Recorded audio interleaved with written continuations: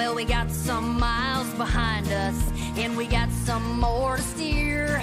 And it's mighty hard, 'cause there ain't no brothels. E aí, pessoas? Bem-vindos a mais um novo quadro do Under Tree.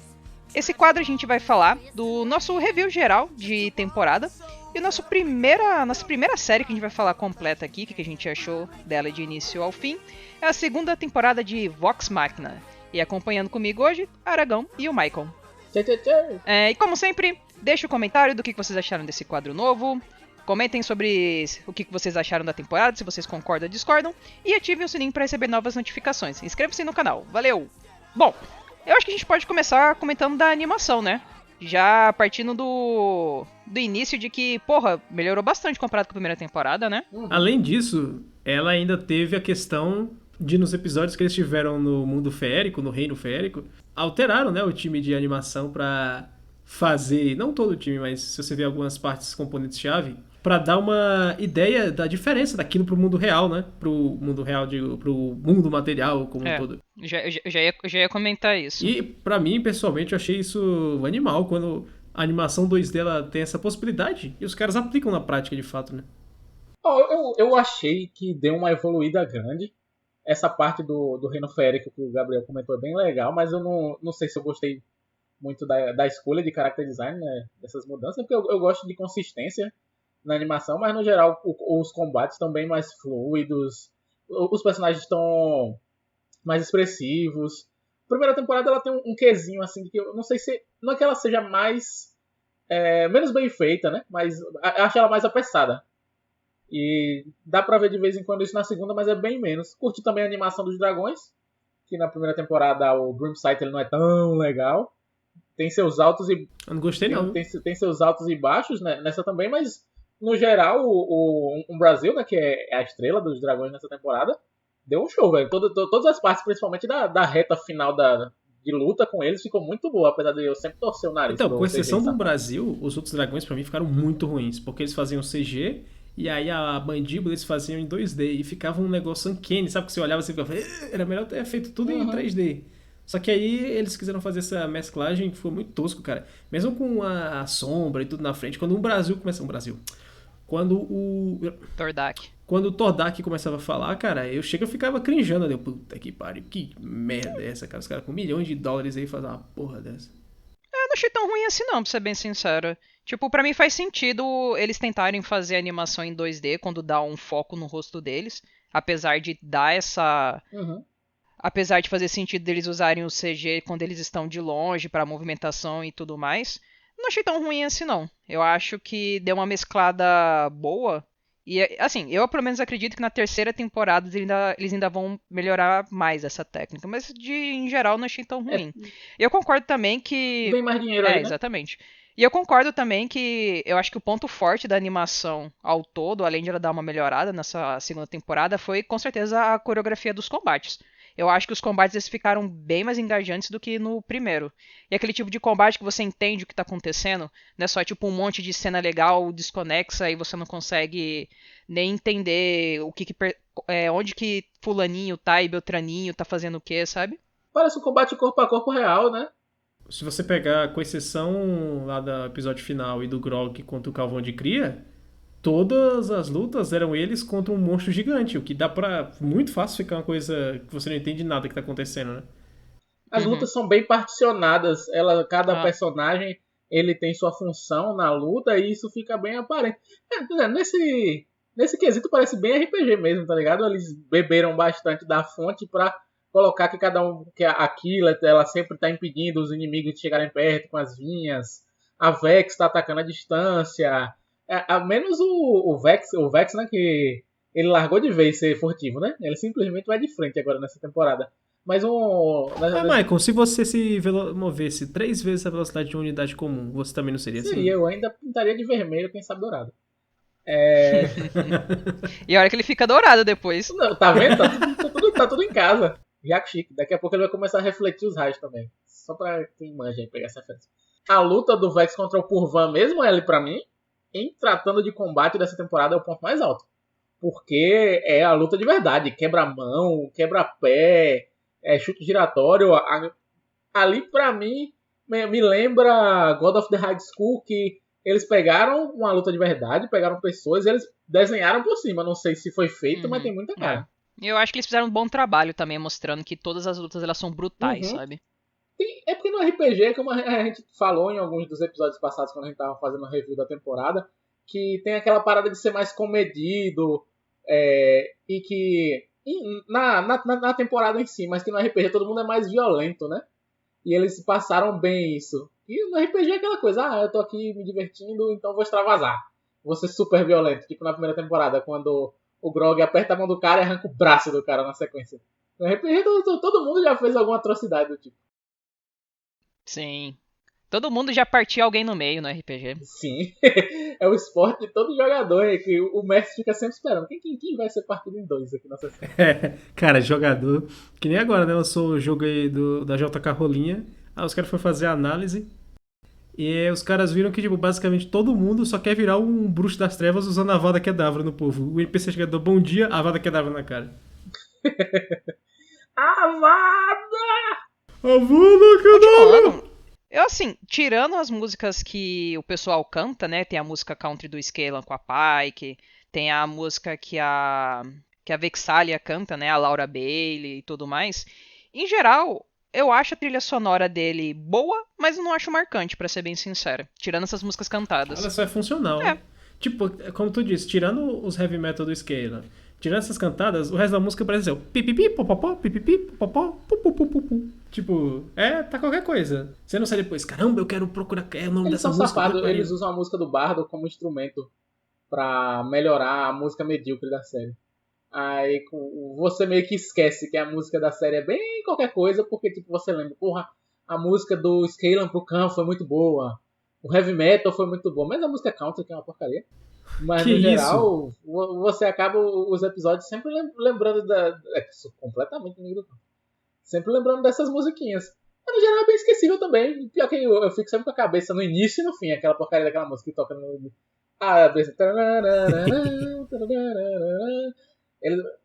A trilha sonora em geral, ela é medíocre, não é nem boa, mas né, ruim a ponto de você prestar atenção e falar, nossa, que música bosta, e te tirar da história ali.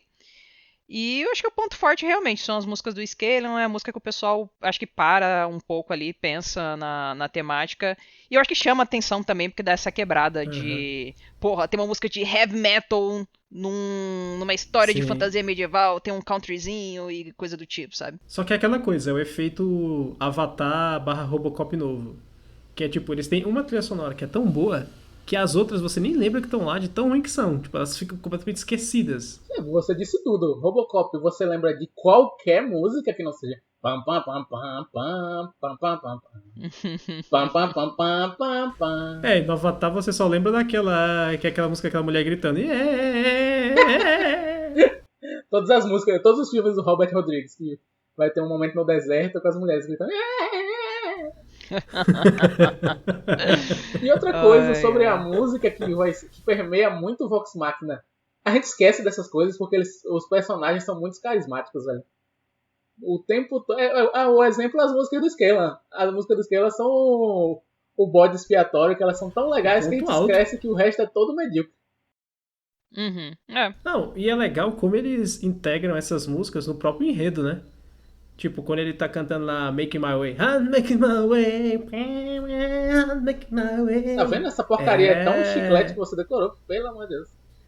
Sim. É a mesma música que a Vexalia depois canta no final, só que ela canta mais... Isso ficou muito foda. A mesma música que eles cantam, o countryzinho feliz, que é aquela montagem, coitado do Grog se fudendo todo enquanto tava raquítico. A Vexalia, quando ela encontra o lar dela de volta... Ela canta mais de maneira melancólica e é exatamente a mesma letra, cara. Sim. Só que passa um sentimento tão diferente. Não, quem escreveu isso e pensou em aplicar das duas maneiras, essa pessoa tá de parabéns. A gente tá reclamando aqui da trilha sonora e tudo, mas a direção de som, ó, sim. Um primor nessa escolha. As pancadas, os cortes, a direção de som dela é muito boa, velho. Quando a Pike esmaga qualquer coisa com a massa...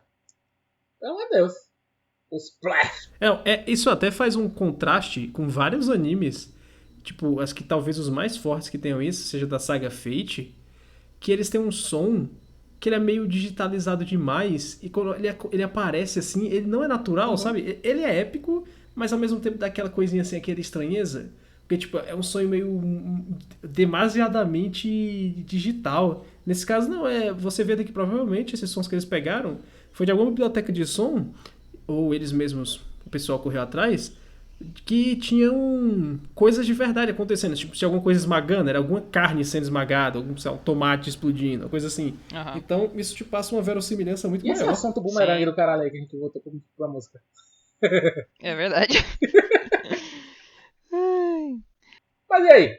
Essa parada é uma campanha de RPG e a gente teve um ponto A e não é nem o ponto B aqui, a gente tá no ponto A1, porque a temporada não terminou, né? O que vocês acharam do desenvolvimento, assim, do caminho dos personagens por essa meia parte do Chrono Complete? Assim, não vou dizer que o enredo deles é do mais criativo, né? Aliás, a gente já tem muitas histórias em que os personagens principais eles precisam ir em lugar A, B, X, Z, pegando cada um deles uma armazinha mágica que vai deixar eles mais fortes, pra no fim eles enfrentarem um grande mal, sabe? Mas assim, pra uma história que ela é um meio de um grande arco de história, eu achei satisfatório, sabe? Apesar de eu saber a linha que eles vão seguir, eu não fiquei entediada durante essa história, sabe? E eu acho que isso tem muito peso em questão de dos personagens eles serem carismáticos. Tipo, não é que ela é ruim, mal feita, mas se você pegar o enredo geral, é qualquer coisa. O Chroma Conclave lá, o Conclave Cromático, Milícia do Rio de Janeiro.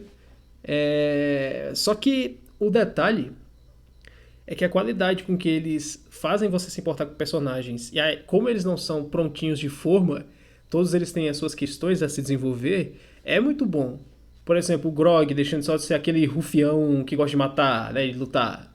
O próprio Scalan deixando de ser aquele putanheiro safado que só quer saber do prazer momentâneo ali. Os gêmeos, até com o próprio Vex e o Dan.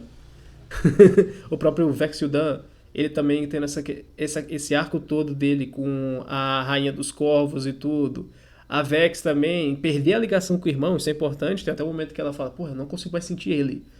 Que ela tinha essa ligação quase mística. Então, se na primeira temporada... Com o pai também.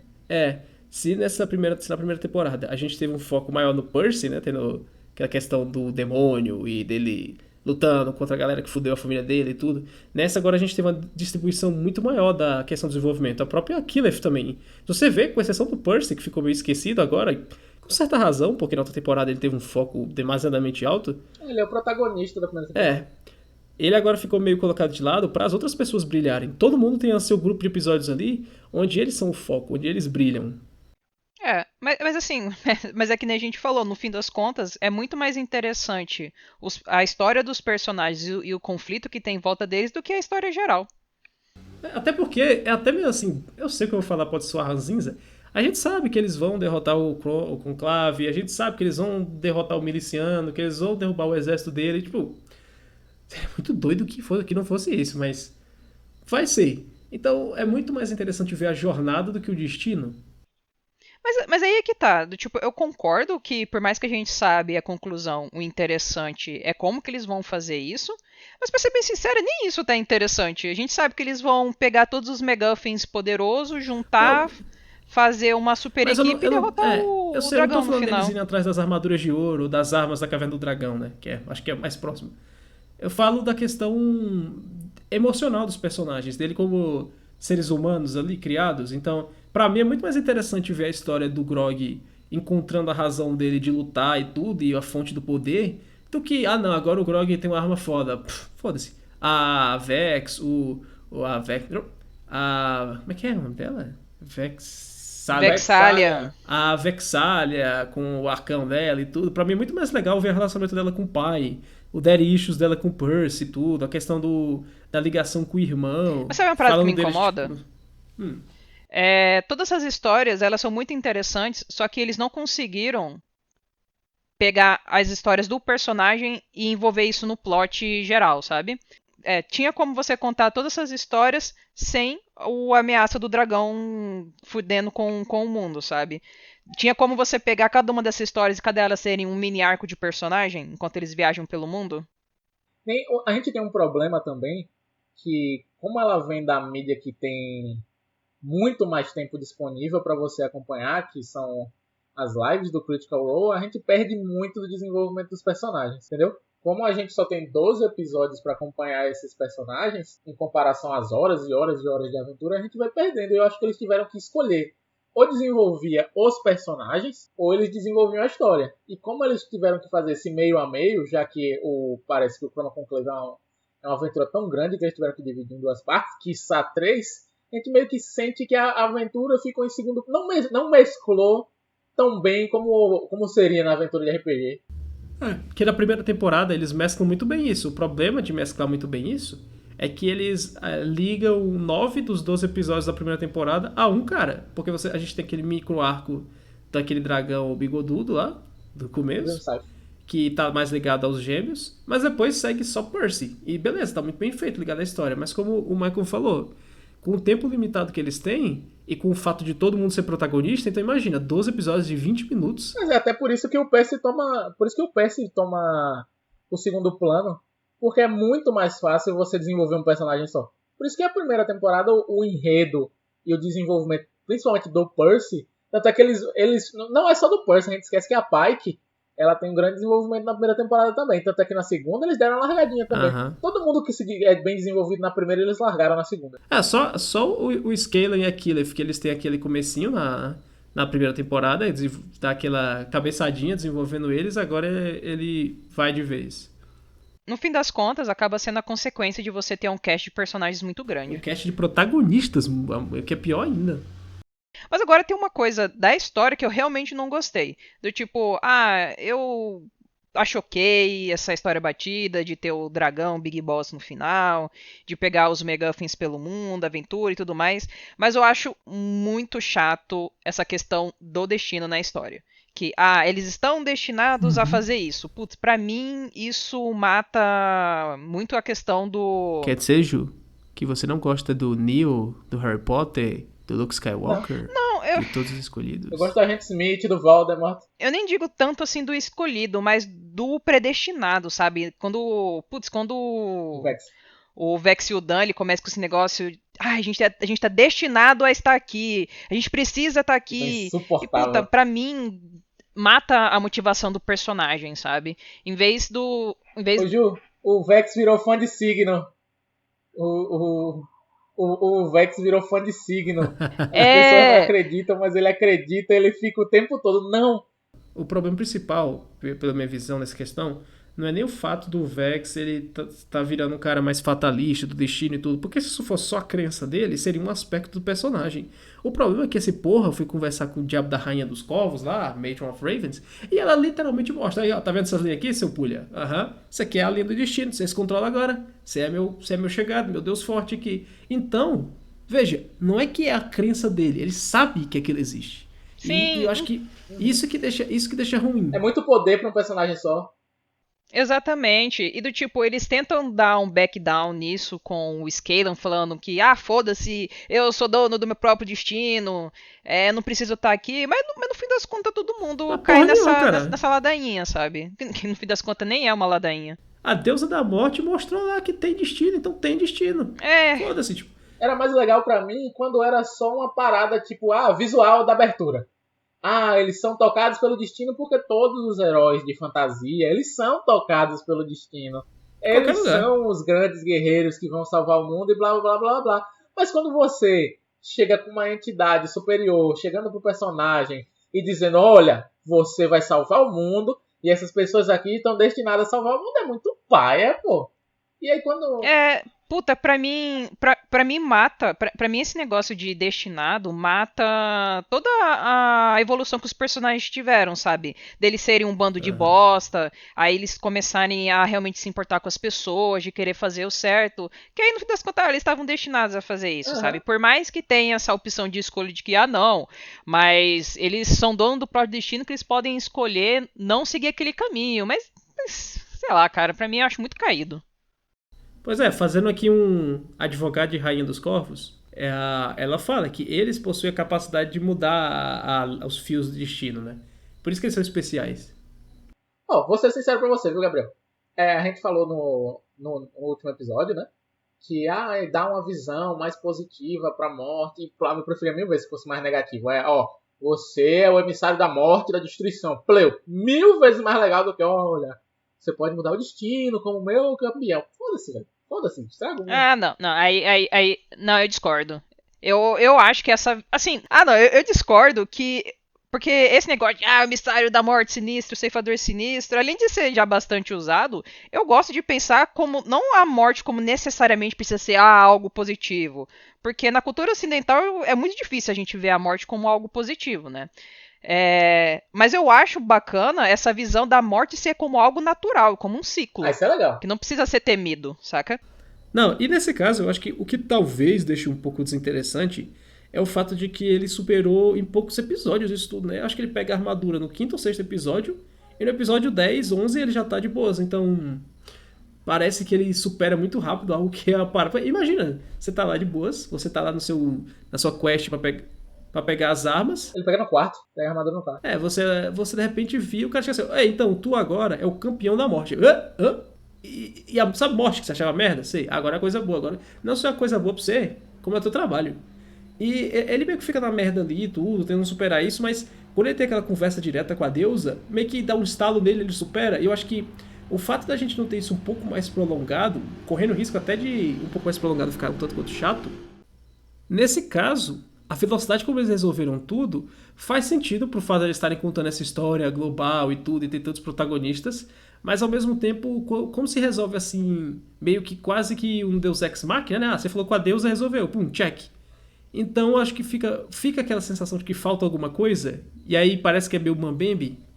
Eu não sei, do tipo, eu concordo com você nesse sentido, que talvez ele tenha, sei lá, superado muito rápido ou algo assim, mas ao mesmo tempo eu gostei de que esse conflito do Vex-Yudan com a Rainha dos Corvos não se estendeu demais, porque eu não sei se vocês tiveram essa sensação, mas como ele conseguiu algo muito importante no início dessa temporada, e ele foi o primeiro e começou a dar a impressão que ele estava começando a entender que ele faz parte de algo muito maior do que que ele estava com uma visão mais expandida do que os outros personagens, eu comecei a ficar com aquela sensação de que parece que o Vex-Yudan tá virando o protagonista do grupo, sabe? Eu não sei se vocês sentiram isso. Eu tive parece um pouco. Tive por um momento, mas me incomoda o fato de... É porque, como o Gabriel falou, foi um negócio meio automático. Por mais que... foram vários episódios. Todo mundo que estiver ouvindo diz, mas não, mas... Só que foram vários episódios da Mary of Corvus passando no fundo e fazendo... Aí ela passa ali, faz um barulho. E o Vex maldita, não sei o quê. E aí vê os corpos. Maldita, aquela desgraçada. Não sei o quê. Aquela maldita. Parece um disco quebrado. Aí na primeira audiência que ele tem com ela, não, pô, a morte é um show.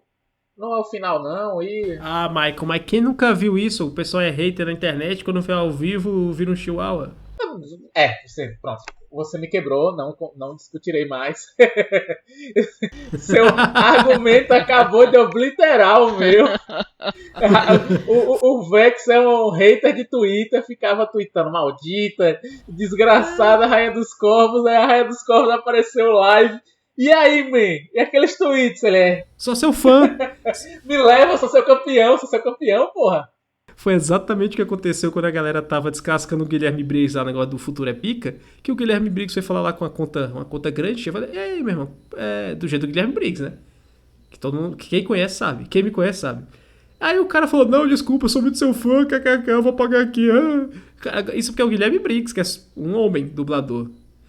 Imagina tu chegar na frente da deusa da morte. Eu falei, como tu falou, o cara peida pra dentro e fala, não, sempre fui fã. Aí agora se o Vex, ele se caga na frente da deusa, o pessoal não faz o mesmo no Brasil, né? O pessoal vai pra cima do maluco.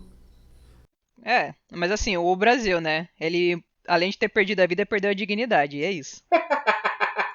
Tomou um jutsu lendário. Miliciano merece isso aí mesmo. É isso, é tudo que nós temos pra falar do Brasil. Ficamos por aqui. No fim das contas, ele é o vilão da temporada, Eles sabe? São vilões de RPG. Ele é o miliciano da temporada.